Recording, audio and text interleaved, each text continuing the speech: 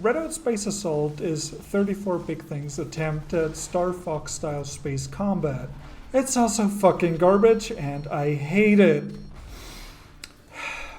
So 34 Big Things made Redout, an F-Zero inspired hovercar racer, and a lot of people really liked it. And since we all know that Star Fox and F-Zero take place in the same universe, it only makes sense that the devs would try their hand at copying the other greatest franchise to only ever have two good entries. Space Assault wears its inspirations on its sleeve. I too love Nintendo's sci-fi series. Star Fox 64, aka Lylat Wars, is my favorite video game of all time. I have played it for hundreds of hours. It's a timelessly excellent, infinitely charming, endlessly quotable, perfectly polished, and I could go on like this for hours. It's easily one of the greatest games ever made, and its quality has not been matched by anything in the genre since. I'm about to rip Space Assault yet another structurally superfluous asshole because it's fucking garbage and I despise it. But, dear devs, this video is for you as well. You know your game isn't very good, you've seen the reviews, and no, I don't care that it was a mobile game first. It's a PC game now. For everyone not familiar with one of the best games Nintendo ever made, I should explain two important terms here: on rails and all range. On rails basically means you're constantly moving forward with no way to turn back. Imagine a traditional shmup only in 3D and you get the idea. All range means you can move freely around in an open area, and that about covers it. I'm here today trying to help. I genuinely appreciate that you tried to give Star Fox fans something new to enjoy. Please know that I want you to try again. I put many hours into playing your game, assembling my thoughts, and even putting together a nice little video because I care. I won't have footage of everything I'll talk about, but that's because I had no idea how bad this was going to get and only enabled shadow play halfway through my playtime. I hope that you will take my criticism to heart, no matter how viciously I'm about to tear into your work. So I hope we're good, because we'd probably get along famously had you not just fucking butchered a perfect formula. Let's talk about what you got right real quick. The design of most of the ships is solid. The music is alright most of the time. I really like being able to equip different base weapons and combining up to 3 of them at higher levels. I think you did a pretty good job with most all-range mode missions. Those need changing the least. The autofire is actually a really nice feature. If I'm pointed at an enemy, I'm going to want to shoot them anyway. It almost makes up for the shit camera occasionally making it impossible to line up a shot. This is the end of the positives, if you haven't noticed. This is me telling you that I'm switching from one mode to another. You should consider doing that when the game switches from on rails to all range and vice versa. It's disorienting as hell to suddenly do a 180-degree turn that's completely out of your control. Show a little animation of the wing formation changing or something so players know that everything is working as intended. Also, and this is a big deal, on-rail sections only make sense if there's a specific goal you're gunning for. That's why Star Fox will always tell you to take out the bioweapon or destroy the base. In on-rails missions, the idea is that you are breaking through enemy lines to take out a high-value target. You're not here to kill every enemy. You are a precision tool used to crack the toughest of foes. Anyone you take down on the way is a bonus, but you can leave the basic bad guys to the regular military. Most of the on-rail segments in Space Assault are bizarre roller coasters, making you fly around a circular map in arbitrary patterns. Why put this on rails? If your mission is to destroy all turrets, why would Leon fly across the base once and then give up? This is clearly a job for all range mode, for fuck's sake. Being led around an arena on a mandatory path has a few infuriating side effects. For one, players will often see what looks like a fork in the path ahead, mostly because you put collectible coins there, only to be pushed back on track by non-diegetic yellow arrows or worse yet, invisible walls. And whenever I have to fly up at a sharp angle, you better put a reason for it in my way. A wall, a capital ship, or a closing door. Just having arrows point up is not enough to make this maneuver even remotely natural. The invisible walls in Star Fox work because they're always at the edges of the screen. You can't just push players into girders by randomly resizing the play area. Back to sharp turns for a second. How the actual fuck did you manage to fuck up the automatic camera in what is basically a rail shooter? We figured that shit out in 1993, guys. There are far too many instances of your ship being off-screen for extended periods of time, and for reasons I'll get into later, I was worried the game shat itself every time my fighter went AWOL for more than 5 seconds. The only thing that's worse than not seeing your ship is not seeing what's right fucking in front of you. Yeah, you know there are more than a few turns you have to take not knowing you're about to violently boop geometry. Like this tunnel. Either fix the camera, don't have turns that tight, or don't put obstacles immediately after the curve. It literally is not rocket science, which I realize is a weird thing to say because most things aren't, but fuck you know what I mean. Speaking of unavoidable deaths, I'm actually fine with Space Assault giving you infinite lives. It removes all tension and is a handy safety net should the designers be too goddamn incompetent to create a fair challenge, but it's fine. To the uninitiated, when dying in this game, you lose all money you collected this mission so far, and then immediately respawn as if nothing happened. Some missions have an optional objective you can only fulfill if you don't respawn, but outside of those, dying only wastes a few seconds. Really makes you wonder why you would even try to do well at all. Oh. I thought my wife was trying to talk to me, but they're on the phone. Oops. Infinite respawns were no doubt implemented to make up for the slew of horrible decisions that were made. More than once I respawned inside a wall or immediately in front of enemy fire, killing me instantly. Adding safe checkpoints to the levels would fix that issue. You'll also come across enemies that deal way too much damage for how little time you have to react. This fucking laser charges up, fires, hits, and kills in less than a second. And since this is a unique enemy, the player never had a chance to learn about how it functions. Don't do that shit. Have you played a video game before? Yes? Okay, I'll give you the benefit of the doubt. How about a flight game? You know, the kind where up is down and down is up. It's fine. The y-axis isn't inverted by default, but it'd be pretty great if the game remembered my settings every once in a while. Dozens upon dozens of times, which is a lot in a 4 to 5 hour game. The y-axis controls flipped back to up is up in the middle of a mission, usually when switching from on rails to all range. Worse yet, once the controls are set to drunk off their ass, I can't switch them back for the rest of the level. I can go into the options where they still show up as inverted and turn inversion off and on again, but it doesn't do anything until the end of the level. There is no way QA didn't find this one, and you really should have fixed it. Also, adding the inverted axis options to the controls rather than the game options would be sensible, don't you think? While we're on the basics, here's some more shit you screwed up. Boosting always lasts for several seconds, and you can't stop it by hitting the brakes. Why not? Give that little bit of control back to the player, it'll make your game feel so much more responsive. The camera is all over the place, but it's at its worst when it lines up your ship, your crosshair, and the enemy, which is something it does way too fucking much. Whenever this is the case, you can't see what you're shooting at. This is why I turned autofire on. I can't aim if my own ship is getting in the way, so I might as well let Jesus take the wheel on that one. In Star Fox, the R-Wing and your reticules are offset from one another, so you can always see both where you are and what you're looking at. What a concept. Luckily, aiming is entirely optional in Space Assault. You can hold down the missile button and a random selection of enemies present anywhere on screen will be locked onto and fired at. No skill required, but watching the missiles swarm out is pretty satisfying at least. From what I can tell, you don't get a bonus for taking out multiple enemies in one go.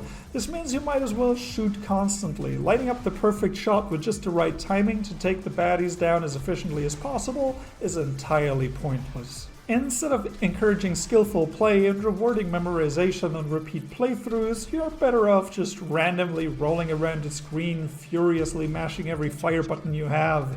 You can't see what you're doing half the time anyway, so fuck it. The only times the aiming actually works pretty okay are the side-strafing auto-lock-ons, pseudo-bosses.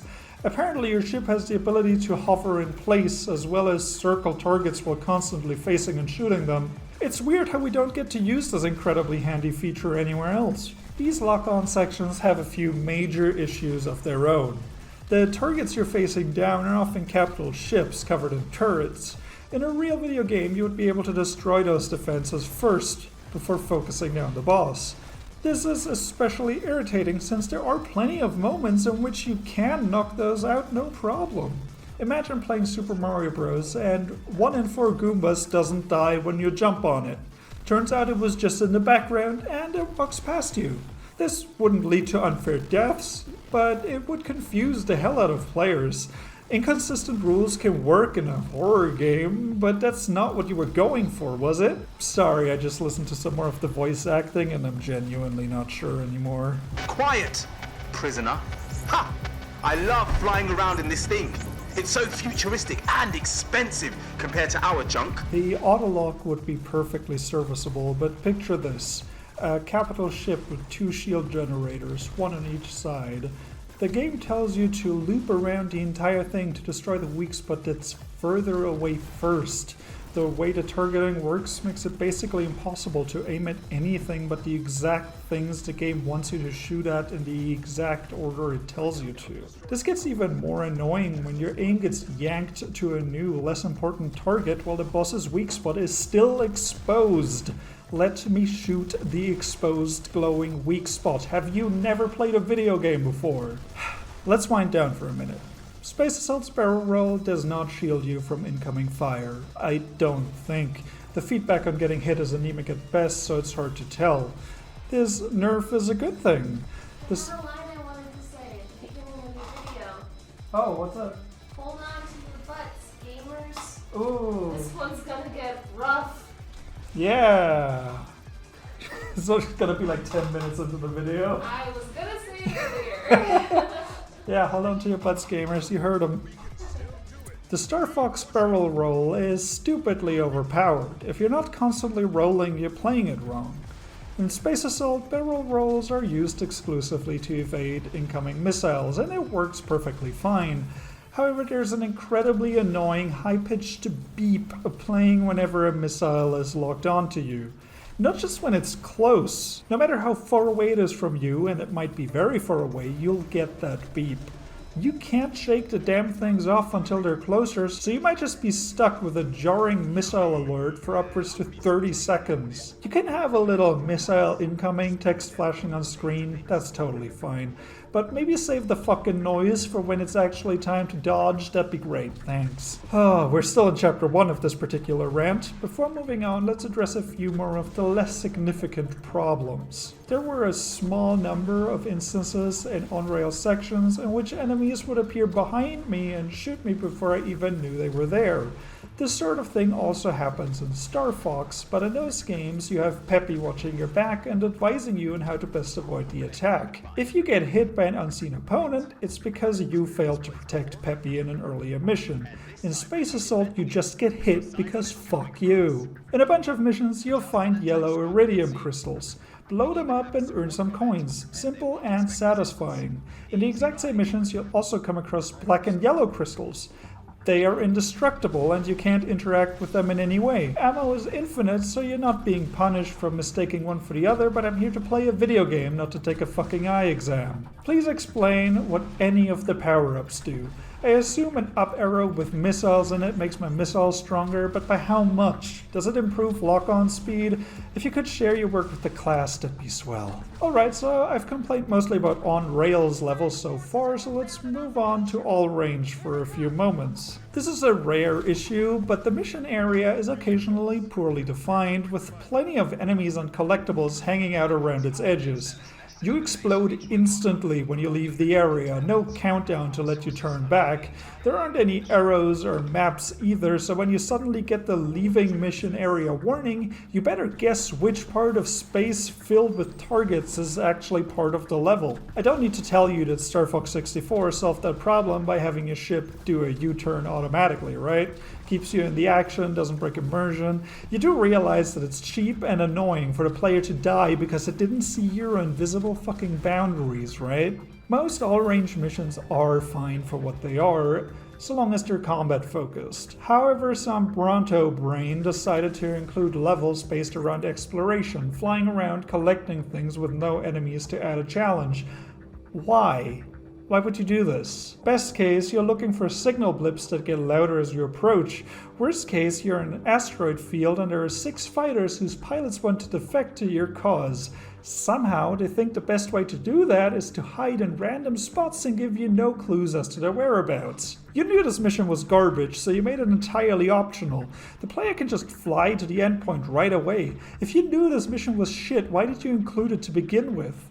Exploration missions are by far the weakest, most boring, least involved part of the game, and you shouldn't have put them in at all. From levels that demand nothing to levels that demand too much, the races are far more interesting to talk about. They are exactly what you'd think, extended on-rails roller coasters in which your only objective is to get to the end faster than the other guy. Every single one of them expects you to be perfect. Lose a second or two by bumping into an obstacle and you might as well restart. And they only get harder as the game goes on. Obviously, I managed to get past all of them eventually, or I wouldn't be writing this review, but why not make these easier to pass and have the perfect time as optional objectives? After having had to repeat the same race for the 5th time, I started getting really fucking tired of mashing the boost button over and over again. These missions reveal another major issue with the way the game world is laid out. It would appear that the entire map, including moving parts, is loaded in from the start. This means that any gates that open and close in regular intervals may just be closed when you get to them. Your boost isn't fast enough to slip past, and your brakes don't slow you down long enough to wait for the path ahead to open. It is effectively random whether you happen to be lucky enough to make it through those choke points without dying. And remember, a single mistake means you have to reset. Whether that mistake was yours or the level designer's doesn't matter. I hope you're looking forward to the invisible wall pushing you into an unavoidable instant kill, shithead. Fuck you. Sorry. That was uncalled for. I'm not mad, I'm just disappointed. I'm pretty much done covering every bit of design that you did worse in a game from 1997, 1993 in some cases, so let's talk about the parts that are shit independent of the Star Fox series. At the end of every mission, you can choose to get one of 2 new upgrade cards or keep your existing one. Whatever cards you don't choose get converted into money, with their value depending on their rarity. These cards strengthen hull, shields, weapons, and missiles by 5 to maybe 12%. Riveting. I don't know what these percentages apply to. Like, does it only increase weapon damage, or does it impact firing speed or range as well? The game tells you literally nothing. Some cards have additional perks, like a larger auto-aim radius, so at least that's neat. My main issue with the system is that you can only have 1 card at any given time. If you could equip 1 for each of the 4 ship elements, at least you'd have a decent amount of customization going on, but no such luxury. It's incredibly limiting to the point of pointlessness, especially considering how weak these cards are. I have not once noticed a difference between my base weapon and a plus 9% weapon. Either make these cards way stronger or get rid of them entirely. Also, at some point I had a card that granted me a EW overdrive for every 20 kills. I have no idea what this means. The game doesn't tell you anything about EWs, what EW stands for, or what overdriving them does. My current theory is that EW is the shortest possible review of Redout Space Assault. The edition I feel the most conflicted about are the permanent ship.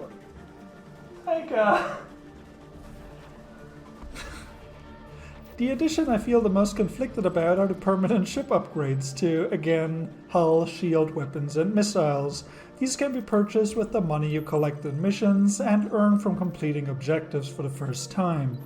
Upgrades happen in increasingly expensive pips, and once you have like 10 of them or whatever, the system levels up. I don't know if individual pips make you any stronger, but level ups probably do, I think. Hull and shields make you sturdier. Reaching certain milestones in weapons will allow you to equip a secondary and tertiary weapon. Pick Scattershot 3 times if you want to beat the game, choose anything else for a pacifist run. For every level up on missiles, you can lock on to 1 additional target. I don't think this increases the damage to deal though, and I have no idea. They actually become completely worthless in the last 2 chapters since they don't have enough power to destroy even the smallest targets. Generally, since there are about a dozen missions with a don't take hull damage side objective, you should never invest on the hull. Just bump up your shields and weapons and put the leftovers into missiles. I'm 90% sure the final mission is unbeatable if you haven't unlocked a 3rd weapon slot. It'd be great if the game told you that you can even unlock additional weapon slots. It's generally a good idea to tell the player anything about how the upgrade mechanics work, seeing how there's no way to get a refund and it's totally possible for a player to waste all their money on missiles and make the game borderline unbeatable. And in case some smartass is going to tell me that that's basically what Dark Souls does and I like that game whenever I think no one's looking despite that issue, guess what, motherfucker? Dark Souls can be beaten even without leveling up. Space Assault's final mission is impossible if you thought missiles were the way to go. You simply don't deal damage fast enough, but I'll get into that pile of shit at the end. Going back to early levels to grind for money will be the only option for missile aficionados. The inflated rewards for the later missions and the disproportionate increase in upgrade costs make completing missed objectives in early levels a complete waste of time. Speaking of replaying levels, your ship becomes infinitely stronger over the course of the game. You can't beat the game without those upgrades due to subsequent time-sensitive missions demanding more and more damage output. There is only one save file and no way to reverse upgrades. If you somehow want to replay the game after finishing it, you will find most of the game completely trivialized by ridiculously unbalanced firepower. The upgrade system is entirely misguided and completely out of place. It forces players to grind out earlier levels to pay for upgrades they didn't know they needed, and once they are all leveled up, large parts of the game become laughably easy to the point of being entirely unengaging. The enemies can't scratch you and pop out of existence pretty much instantly. Had you removed level ups and rebalanced the game accordingly, Space Assault would have been an okay game. Not great, but alright. Okay, so before I get into the most nuclear fuck-ups, let's talk about the story. Now, you clearly don't care. You figured a standard guy defects from evil organization once he figures out it's evil would be enough. You even pulled the Pater Civilians card out that you were using as a bookmark in your copy of everything ever fucking written. A simplistic story works fine when the characters are original, likable, or otherwise interesting. Everybody loves Slippy. He's a loyal friend, a beast and a landmaster, a beast in the bedroom, and a genius inventor who created impossible space. Yes, he built a submarine with infinite torpedoes. He broke the law of physics, risking the formation of a black hole just to give his bro unlimited explosives. Truly a Cadillac of men. And no, I'm not kidding. Fuck you, Slippy's the best. Okay, let's go through the entire cast of notable characters in Space Assault. There's Leon, whose voice acting is horrible. Eva, if you think your new toys will stop us, you're going to be disappointed. We'll stand up to your tyranny to the last of us. He is a daredevil ace pilot who doesn't follow orders, but his boss likes him so he gets promoted anyway. His personality roughly resembles that of a slice of bread in a bucket of water, that you think you understand him until he just kind of dissolves into nothing. He's also the kind of lawful, stupid dumbass who annihilates hundreds of goons but doesn't want to kill. The main bad guy who literally enslaves human beings. You know what Fox McCloud does when he faces Andros? He fucking murders him. In the eyes. Fucking Leon, the canonical virgin. There's Makiba, whose voice acting is horrible. She has a husband and a daughter on Earth, and she fights for Poseidon, the company Leon defects from after a few chapters. She starts off as Leon's wingwoman, and later is supposed to be like his Wolf O'Donnell, I guess? Makiba is entirely humorless and not particularly likable, but I can appreciate she works this job to support her family. I respect her a lot more than I respect Leon, that's for damn sure. And that about covers it. There are two scientists that mean well, but whose inventions are used for evil, and one irredeemable villain. Oh, and their voice acting is horrible, of course. For some reason, everyone beyond those 5 characters is a nameless, literally faceless NPC. Stray Cats are a group of pirates, all of which look, sound, and talk the same and are all called Stray Cat. Same goes for every pilot in each faction. They're all just pilot. The Stray Cats in particular have by far the worst writing and voice acting of them all. I haven't cringed this hard at a video game since... fuck, maybe ever.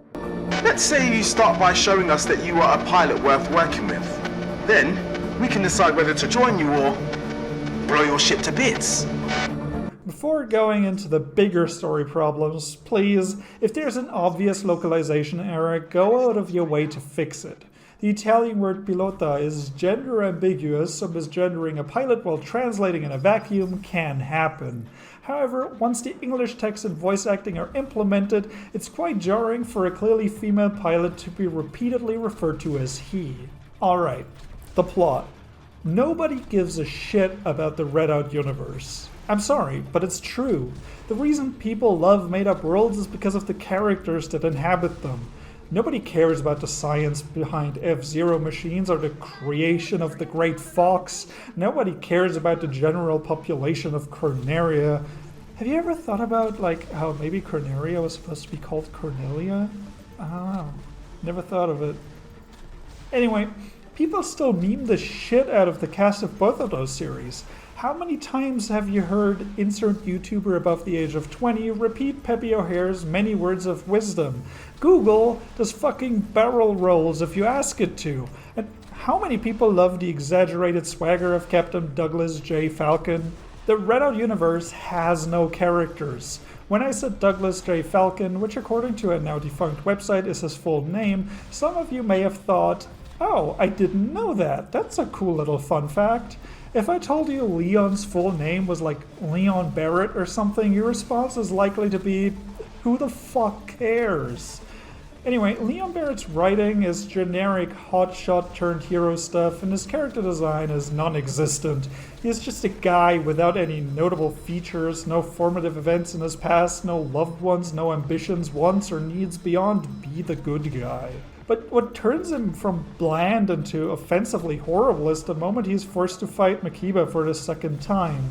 She appears in his line of fire, he tells her, stop being evil, she responds, I have a family to feed. He then gives up on talking and kills Makiba. Unlike the first time, her busted-up fighter doesn't fly off in defeat. She doesn't launch an escape pod, nor does he send her home with a message. She thinks of her husband and daughter one last time and apologizes that she won't make it home. The ship around her bursts open and her body is pulled into the deadly embrace of the cold void. And you know what? Depending on your perspective, killing her after the second battle may be totally justifiable. But it's how Leon reacts to this event that would shake anyone to their core. In the loading screen for the next level, Leon briefly expresses being unhappy about Makiba's death. That's all she gets. Not even a single line of voice acting. She's never brought up again. Leon kills the closest thing to a friend he is shown to have, bereaves a little girl of her mother, eliminates the closest thing to an interesting character in the entire Redout universe, and he barely bats an eye. Imagine if Clary Fairchild killed Jonathan and you only found out she's distraught by reading about it in the Netflix description of the next episode. Is that the best reference we could come up with? Fuck. I hate Leon. He's a fucking psychopath. Okay, the story beyond Leon. Space Assault takes place hundreds of years in the future. The central conflict revolves around making travel to Mars possible. NASA expects humans to reach Mars in the 2030s. SpaceX wants to have 1 million people there by 2050. Technology is not always progressing as quickly as expected, but so far mass enslavement hasn't been necessary for this process. Technically speaking, anyway. That's the other reason no one cares about Redout lore. None of it makes all that much sense. If the events of Space Assault all take place in Earth's immediate surroundings, how, why, who started developing combat ships? There are no aliens to fight off, and you don't need capital spaceships for war on Earth. So the only thing that makes any sense is that they were designed for conflicts between Earth and the moon colony Genesis. How does a small-ass colony on the moon even stand a chance against the combined forces of the United Nations? Wiping them out and or forcing them into submission would be a matter of an afternoon. The moon is fucking tiny and mostly barren. It's not like it'd be hard to find the fuckers. Why would you ever allow Genesis to build weapons to begin with, let alone supply them with the materials needed for them? Did it start as a black market kind of deal and just escalated from there? Speaking of crimes, how are there pirates already? Pirates can only be an established threat when there are too many trading routes for the military to guard them all. Now that Genesis and Earth are at war, is there even trade anymore? Also, 17th century pirates could only pull off their raids because sailing ships out at sea were completely isolated. Spaceships can call for help anytime. Fuck. If you're within view of Earth or any major ship, there's bound to be weaponry that will just zap you out of existence the second your pirate ass is detected. Back on topic, who are these losers raiding? The mining outposts, I guess, but who are they selling to? They fight both Earth and Genesis, so they don't have many friends. Why doesn't the UN position more defenses at those mines? Surely taking out the stray cats would be worth the effort, right? Also, where are the pirates hiding? The solar system is barely big enough to hold any secrets from us with our current technology. There's no way the cringe lords could just disappear. If Genesis can casually find their base, so can Poseidon and or Earth military. Okay, so the world building is awful. What else is garbage? Gesundheit. Gesundheit. Aside from Leon defecting, there are no consequences for anything he does. He races Makiba around a Genesis base to mock the rebels, going... He races Makiba around a Genesis base to mock the rebels, going against orders. Nah, no big deal, just don't do it again, okay? Hey, pick up... Hey, pick up this top secret blueprint. Okay, I got it. Huh, why are these plans for the construction of a weapon of mass destruction? Leon, you're not allowed to look into it. It's top secret. You're not allowed to know that we're building a weapon to blah blah blah blah blah. Seriously, Leon's disobedience is forgiven faster than a cat stealing tortilla chips. One of the many reasons the dialogue in Star Fox works so well is because it is seamlessly integrated into the action and never interrupts the flow of a mission. Space Assault does the opposite and will often slow the world to a crawl whenever one of the many nobodies is talking. You can skip most of the boring nonsense, but if you're actually trying to follow the story, the world will pause for up to a minute. If you want the player to resent everyone who opens their mouth, this is how you do it. Don't have the characters get in the way of the game. All this to say, either get a writer on the team or stop trying to tell stories. This section is for the worst of the worst. The moments so awful they are beyond parody. You couldn't craft levels this shit if you tried. In order to win the Stray Cats over to your cause, you have to beat them in a race. Okay, first of all, what? That's all it takes for them to pledge their lives to you? And second, in the previous mission, Leon killed dozens upon dozens of pirates. If this doesn't show them that he means business, what the fuck does winning a race prove at this point? Also, why do you need the stray cats? They don't do anything of note for the entirety of the plot. Makiba doesn't really get any special treatment. This was your chance to include an amazing boss battle. As far as we know, she understands Leon better than anybody, so she could have used Leon's weaknesses against him.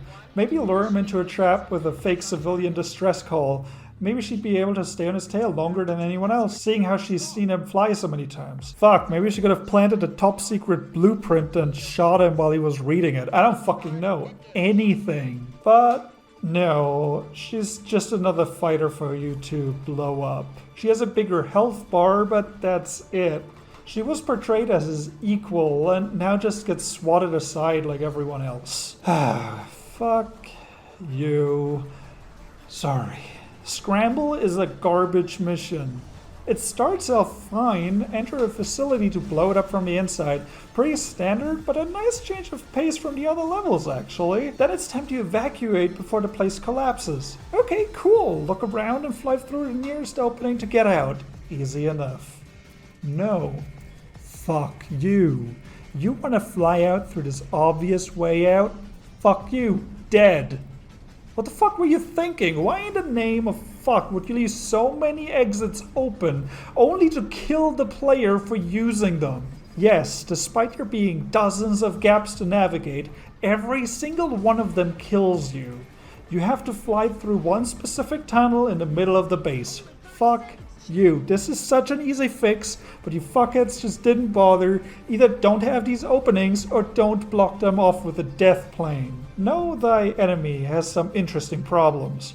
For one, you're trying to steal blueprints, but you have to be discreet. A few seconds after being told not to make too much noise, you can immediately start shooting dozens of turrets. And they're firing at you too. Surely this must trigger an alert somewhere. During the final on-rails portion of the mission, you're supposed to pick up another blueprint. However, due to the stupid roller coasteriness and terrible visibility of the whole affair, it's surprisingly easy to miss. If you do, your ship will teleport away at the end, leaving you and the camera to float in the void. Fittingly, the last mission is also the ultimate in fucking trash. You have 10 minutes and 27 seconds to destroy the boss. The game marks 3 large structures and several weak spots on a huge ship as objectives for you to destroy. If your allied capital ship goes down, you lose. Alright, first step is to disable the ship's cannon firing at your allies, right? Nah, it doesn't matter. You'd think you could buy yourself some more time by eliminating the main source of damage, but the order in which you take out your targets is completely irrelevant. Even if your allies aren't taking fire, they will die at 10 minutes and 27 seconds. So, destroying all the boss's weak spots doesn't kill it. Okay, in that case, fly over to the structures and take out their weak spots too. Okay, I don't know what that had to do with the mission, since I don't even know what those structures are supposed to be, but the objective marker is gone, so time to move on to the next. Alright? Destroyed all the targets, but the mission isn't over. Except it is because my allies just died. What do you want from me, game? So I randomly flew close to the top of one of those structures after destroying its weak spots, and my ship locked onto it. I blew it up and automatically moved in. Alright. Inside, I find a bunch of small turrets and a mysterious surface that I'm now targeting. Destroying that surface causes it to drop a huge laser that it can now attach to my ship and use to damage the boss. Okay, so these lasers have been introduced in an earlier mission, actually. Yeah, except you get one from a specific type of capital ship. Let me break down the sequence of fuck-ups for you. 1. The game fails to tell you you need the big lasers. 2. The game fails to tell you that you can and need to enter the 3 structures, since there is no objective marker and no character even mentions the possibility. And 3. The game not only fails to tell you that you can get the big lasers from those structures, but you're previously taught that you obtain them from Mola-class ships.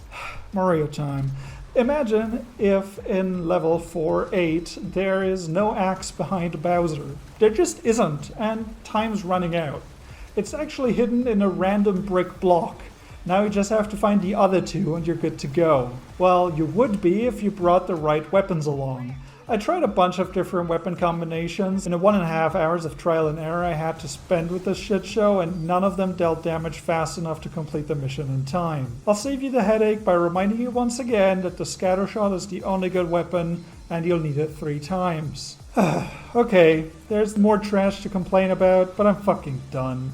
Like, how getting hit by missiles while carrying a big laser interrupts firing it, and you can't barrel roll while you have it equipped, so you can just get stun locked repeatedly, wasting the little time you have. Nobody gives a shit about this game anyway. Nobody except me, apparently. So listen, devs, I want you to make another one. No one else will. I just want you to learn from your mistakes so you can make something decent next time. And it's a barrel roll, not an aileron roll, you fucking cowards. They're spaceships, not airplanes. Fuck you, MatPat. Well, I'm out. Like and subscribe, leave your Slippy Toad fanfic in the comments.